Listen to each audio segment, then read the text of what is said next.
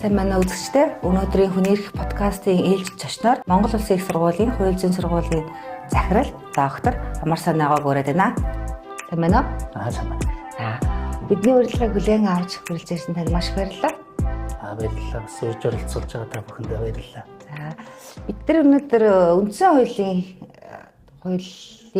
тойрсон хэрэгжилтэй холбоотой хүний эрх хичээлөө холбоотой асуудлуудыг ярилцъя гэж шийдсэн байгаа. Тэр дундаа бизнес эрхлэх орчин нөхцөл ер нь төөрөх хувийн хвшлийн харилцаа гэд түншлэлийн асуудлаар хоёр товчхон ярилцъя гэж зорьсон юм байна. Та болох уу? Болно. За тэгээ. Үндсэн хуулийн 16-гийн 4-дээр аж ахуй эрхлэх эрхтэй гэж заасан 1992 оны үндсэн хуулийн маш онцлог заалт байсан шүү дээ, тий. Өнөөдөр цаг хугацаагаар эргээд харах юм бол энэ заалтын хэрэгжилт ямар байна вэ? Бодит хөрсөн дээрээ өөрөө өөдөр яг ямар байна гэдэг чи асуухаас аргагүй болчтой л да. Хөрс халаад байна, орчин нөхцөл таараа байна, төр дарамтлж байна гэдэг зүйл их яригддаг. Та судлаач хүний хувьд яг энэ асуудал яг ямар байр суурьтай байдаг вэ?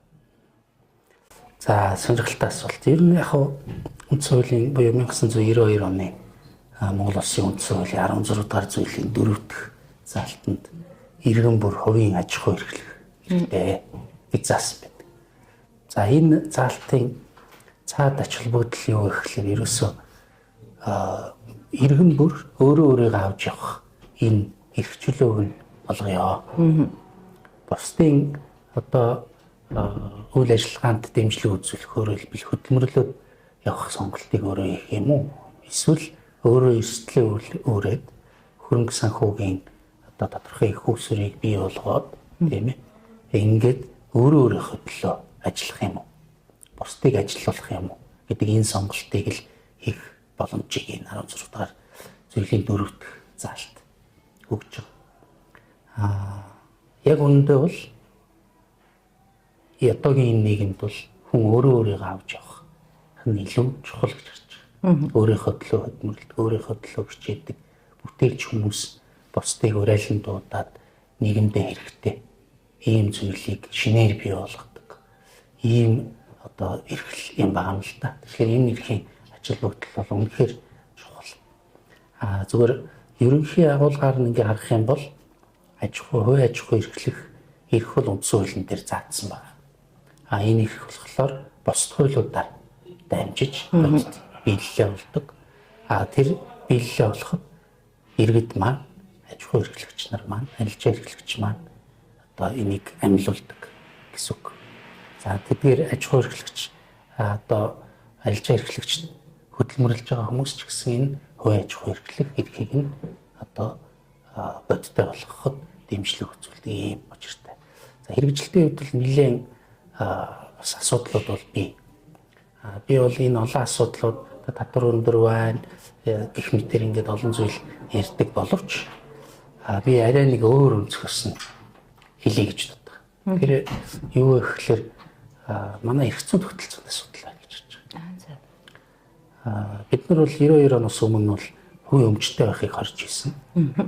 Хувийн өмчтэй өмчгүй хүмүүс бол хувийн аж ахуй эрхлэх болцоогүй. Тэгэхээр 92 онд энэ хоёр эрхийг хувийн өмчтэй байх, хувийн аж ахуй эрхлэх эрхийг бий болгосон үндсэн хуулиар баталгаажуулсан боловч эрх зүйн тогтолцоо маань энд зохицсон байдлаар бүрэн төлөвшөж чадаагүй. Ийм багт. Зөв. Нөхцөл байдлыг дүгнээд үзэхлээр төрөөс хэдийгээр үндсэн хуульд одоо хувийн аж ахуй эрхлэх боломжтой гэх үндсэн хууль дээр заасан боловч та төрлөختөө бусад дагалдах хуулиудаар дааж хэрэгжих ёстой гэсэн тийм. Тэгтэл яг хөрсөн дээр нөгөө иргэдийн маань хувийн бизнес эрхлэх орчин нөхцөл нь сул байгаад байна тийм. Дарамт нь их байгаад байна. Гэдгээс ингээд дүгнээд үзэхлээр үндсэн хууль чадамжгүй байгаа юм уу гэдэг зүйл харагдаад байна. Тэр үндсэн хуулийг чадамжтай болгохын тулд бид яг юу хийх шаардлагатай вэ? Яг үндсэн хууль бол бусад хуулиудаар дамжиж амилдаг. Тийм. Өөрөөр хэлбэл түүний чадвар гэдэг юм уу, чадамж гэдэг юм өөр нөлөө нь тодорхой болдог юм байна. Тэрнээс дангарын үндсэн хууль маань бол зөвхөн хэдэн хуудас л одоо бич баримтчууд тийм ээ хууль улс төрийн баримтчиг, хууль эрх зүйн улс төрийн баримтчих гэж ингэж үздэг. Тэгэхээр нэгэн тийм одоо системчлэлд бид нар манай эрх зүйн тогтолцоо явдаг учраас бусад хуулиуд дээр одоо энэ хувийн аж ахуй эрхлэх эрх маань яг бодиттой бууж ирч чадсан уу? Тийм ээ. Зөв утга агуулгаараа бууж ирч чадсан уу гэдэг дээр одоо асуудал байна гэж би бас хараад байна шүү дээ. Тэгэхээр энэ асуудлыг одоо шийдвэрлэх нэг арга зам болохоор арилжааны хууль гэж энэ дэлхийн улс орнуудад байдаг. Амжилттай явж байгаа бизнес дээлтэй ийм улсууд бол байдаг. Тэгэхээр энэ хууль бол манайд гарч ирээгүй. Тийм. Одоо яг энэ хууль чинь яригдж байгаа. Та ажлын хэсэгт нь ажиллаж байгаа тийм. Аха. Энэ хуулийг би миний хараад байгаа л ингэж хараад байгаа байхгүй юу? Энэ хууль батлагдсанараа магадгүй үндсэн хуулийн сая битэр ярьсан чадамж нь илүү яа тийм сайжраад яг үндсэн хууль заасан иргэдийн эрх нөхөр хангах бас нэг нэлээд том хөшөөрөг болчих юм болоо гэж хараад байгаа юм л да. Та ажлын хэсэгт ажиллаж байгаа хүний хувьд одоо энэ хууль батлагдсанараа хувийн бизнес эрхлэхэд ямар таатай орчин нөхцөл бүрдүүлэх боломжтой гэж харж байгаа юм. Ер нь яг ингээд бизнес эрхлэж байгаа хүмүүст бол амаргүй байгаа. Угаасаа бизнес эрхлэх гэдэг бол маш хүнд байдаг. Өнөөдөр маш их хөрөнгөтэй олон ажилтнтай компани удирдлага бол маргааш компани төлбөрийн чадваргүй болох дампуурах юм эрсдэлтэй. Энэ бол дэлхийд дээр л байдаг үзэгдэл. Тэрийг харин дэмжсэн өөрөөр бизнес хийхээр зориулсан хүмүүсийг дэмжсэн эрх зүйн тогтолцоо маань юун дээр дутж ийн вэ гэхлээр цаад өглөөр гараа суураараа арилжаа эрхлэгч одоо бизнес эрхлэгчийг бол хууль зүйн хувьд бол бид нар арилжаа эрхлэгч гэж томьёолоод явж байгаа хуулийн төсөл дээр энэ арилжаа эрхлэгчтэй ихээ онцлогт төгссөн ийм эрх зүйн тогтолцоо ойлголт энэ Монголын эрх зүйд бий болсон уу үгүй юу гэдэг л энэ юм байгаад байна. Тэгэхээр хэрвээ энэ арилжааны хуулийн асуудал зөвөөрөө батлагдаад ингэ явах юм бол дарамт гэж ойлгогдоод байгаа хууль хоорондын зөрчилдөө эсвэл хуулийн өөрийнх нь утга агуулгыг янз янзаар хэрэглээд байгаа энэ практик хэрэглээнүүд нэг дор болоход нэг мөр болоход одоо тодорхой хэмжээгээр нааштай нөлөө үзүүлэх юм болоо гэж бодоод байна. Би яг жишээ хэлье.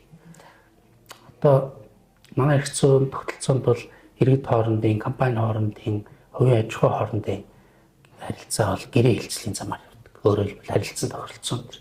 Харилцан тохиролцоон дээр явж байгаа асуудлыг иргэний хуулиар зохицуулдаг. Тэгэхээр иргэний хуулийн одоо зохицуулалтын хүрээнд хэрэглэгчийг хамгаалж орж ирдэг. Бизнес эрхлэгч хоорондын одоо гэрээ хэлцээрийн асуудал гарч байна. Хэрэглэгч маань аж ахуй эрхлэгчтэй, арилжаа эрхлэгчтэй гэрээ хэлцэлдээс орж байгаа шүү дээ. Одоо бид нар талах авч, автобусанд сууж, тэмээлт төрлийн үйлчилгээ авч, эднээс бол бүгдээрээ цаанаа гэрээ хэлцлийн бол авч. Гэтэл хэрэглэгчдэд зориулсан энэ зарим хэмжээнүүд бизнес эрхлэгчдэд үйлчилгээрээр ийм явж ирсэн.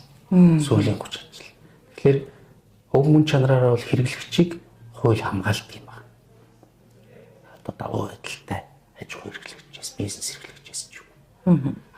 Хоёр бизнес эрхлэгчийг болохоор харин харилцан тэнцвэртэй байх талаас дэмждэг юм байна. Тэгэхээр ийм хоёр өөр зорилготой байх ёстой зүйлийг нэг эрх зүйн зохицуулалтаар одоо зохицуулангууд нэг бол хэрэглэгч нь тохироод аж ахуй эрхлэгч бизнес эрхлэгч нь хожоод шударга усаар гэсэн. Нэг бол бизнес эрхлэгчдэд шударга биш ийм үр дагаварлаа хүрч байгаа.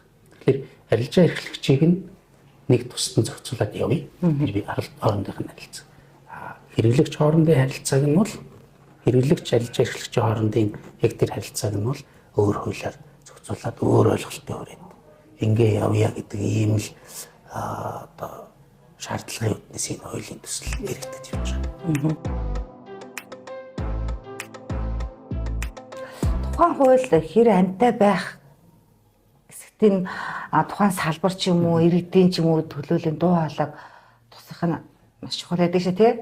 Сүүлийн жилүүдэд хуулийн төслүүд дээр иргэдийн санал бодлыг тусгах, санал авах захимаар ч юм уу те ажлуудыг нэлээд эрчимтэй хийдэг болсон байна л да.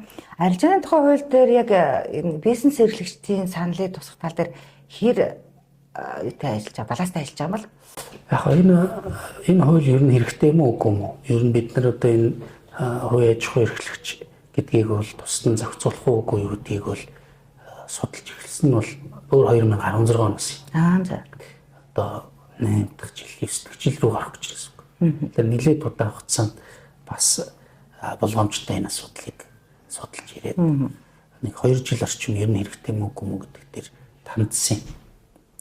Танан судалгаа хийгээд за ер нь бол хэрэгтэй юм байна. Хэрэгтэй байж болцсохгүй юм байна гэж ингэж үзээд за тэрийг гаргахтаа бол мэдээж гадаад улсуудын туршлагыг харна. Бизнес эрхлэгчдийн дунд одоо фокус ярилцлагын өмнө жишээлбэл төрийг жишээлбэл бусдыг сайдыг, улс төрчийг, албан тушаалтныг тийм тэрний төлөө тэгвэл би энэ төлөө юу хийсэн гэдэг юм чинь нэг номер дугуйн толгоонд слогийн судалгааны бус дараах хэрэгслүүдийг хэрэгэлсэн. Тэгээ энэ хүрээндээ бол нэгэн их одоо судалгааны ажлууд хийгдсэн, тандалтууд хийгдсэн. Бизнес эрхлэгчид маань бол одоо арилжааны хууль гэхэлэр Монголд байхгүй чинь шууд ойлгохгүй шүү дээ. Тийм ээ.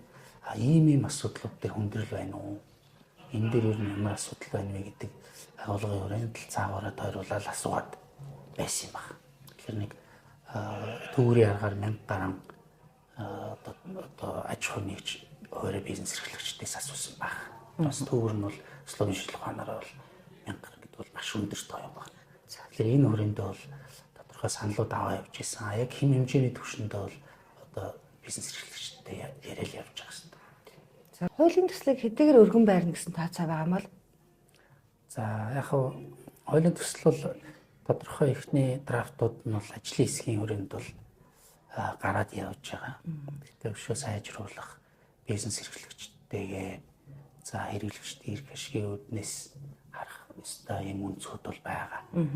Зүгээр эх оны хаврын чуулганаар тодорхой хэмжээгээр энэ асуудал яригдах болов гэсэн ийм бодолтой байгаа. Яг манайд бол ер нь хууль бол маш хурдан боловсруулагдаад үр дагавар нь яах нь мэддэхгүйгээр өргөн баригдчихдаг. Энэ хуулийн төслийн хувьд бол харьцангуй 6-7 жил, 7-8 жил тасралтгүй. Судлаад л одоо ингээл илтээ ярилцлага хурлууд хийгдээл маш их олон одоо төрлийн үйл ажиллагаагаар энэ арилжааны хуулийн асуудал хэрэгцсэн учраас эслэгдчих юм бол харьцангуй хурдан төсөх хуралд өргөн баригдаад батлагдах болов гэж хэлж байна. Монгол улсад одоогоор нэг 900 гаруй байл. Тэгээд 3000 гаруй захиргааны хэм хэмжээний арга хүчин төлөв мөрдөж байгаа тийм үү. Эдгээр дээр бизнес эрхлэлтэй холбоотой маш олон юм давхардал хийдэл нэг хэсэг нь бизнесийн үйл ажиллагаа жоохон боомсон хүний эрх үйлчлүүлэгчийн эрх те хязгаарласан тийм асуудлууд маш их байна гэдэг зүйл ярьдаг байгаа шүү дээ. Тэгэхээр энэ зохицуултын энэ асуудлуудыг одоо энэ арилжааны тухай хуулиар хязгаарлах боломжтой юм уу? Яг саяны таны ярьдаг хуулийн тоо хэмжээний дүрм журмын тоог бол би бас хэлж мэдгүй байна. Мэдээж олон байгаа. Зүгээр ер нь бол арилжааны хуулиар захиргааны асуудлыг зохицуулахгүй гэж харж байгаа. Өөрөөр хэлбэл иргэний хуульч нь бол үндсэндээ тохиролцоон дээр үндэслэн харилцааг л дэмждэг юм байна. Тэгэхээр яг энэний иргэний хуулийн бизнес хувьд нь арилжааны хууль болох. Тэгэхээр бизнес зориулсан хууль. Тэгэхээр энэ дээр бол элдв янзын захиргааны байгууллагаас нэмэлт дарамт учруулагч байдаг юм уу тийм ээ. Ийм бол асуудал гарахгүй энэ хууль батлагдсанаар. Нөгөө талаасаа арилжааны хууль хэрвээ амжилттай ингээд боловсруулагдаад батлагдах юм бол цаашдаа захиргааны хэмжээний одоо бизнес хамааралтай тоо буурах болов гэж ийм хүлээлттэй байгаа. Төрийн зохицуулалт одоо багасах энэ тал руугаа явдаг. Одоо баруунд бол deregulation гэж ярьдаг. Зохицуулахаас зайлсхийх гэж. Тэгэхээр зохицуулаад байх тусмал төр юм уу ямар нэгэн байгууллага оролцоод байна гэсэн үг шүү дээ. Оролцохгүй өөрөө бизнес эрхлэгчид маань асуудлаа шийдвэрлээд байвал уг нь илүү сайн байхгүй. Тэгэхээр энэ хүрээндээ арилжааны хууль бол одоо их ажил бүгдэлтэй зарчмын шин шийдэл болно гэж болоо бид нар харж байна. Гэхдээ маш цөөн тохиолдолд бол одоо зохицуулалт орохоос өөр аргагүй бол бүлийн зөвшөөрөх ёстой л дээ. Энэ өрөө та бүдгээр ярилцах цаг дуусч байна. За танд нэмж хэлэх зүйл байгаа бол? За би түрүүн нэг хэлсэн санаагаа л хэлье. Манайд бол иргэн бүр өөрийнхөө төлөө хичээж ажиллах. Бүтээлч хүмүүсийг дэмжих ийм үндсэн хуулийн бол баталгаа бий болсон. Энэ баталгааг амьдруулах бусад хууль тогтоомжууд маань бол тодорхой хэмжээгээр энэ сүүлийн 30 хэдэн жилд бий болсон боловч дахин системчлэх хүмүүсийн буруугаар ойлгоод байгаа дарамт шахалтуулаад байгаа гэдэг энэ давхардал хийдэл энэ зүйлүүдийг бол одоо шийдвэрлэх шаардлага бас байгаа. Нөгөө талаасаа ер нь хүний эрх гэдэг бол өөрөө тэр эрхийг хангахын төлөө явах хэрэгтэй. Өөрөө тэр эрхээ амьдруулах хэрэгтэй. Тэгэхээр бусдаас тэрийг шаардах юм бол тэр шаардж байгаа этгээдээс л жишээлбэл төрөөс л хамааралтай болно гэсэн үг. Тэгэхээр өөрөө би юу хийсэн бэ? Өөрийнхөө эрхийг эдлэхийн тулд бусдаас шаардахгүйгээр өөрөө тэр эрхээ эдлэх хэмжээнд би өөрөө одоо шийдлүүдээ санаачлагтай ажилласан уу гэдгийг одоо бодох ёстой. Энэ ч гэсэн бас арилжаа хойр аж ахуй эрхлэгт бас хамааралтай. Баярлалаа. За баярлалаа. Энэ удаагийн подкастын зочноор Монгол Улсын их сургуулийн хууль зүйн сургуулийн захирал доктор Амар Санаагарсаа. Баярлалаа.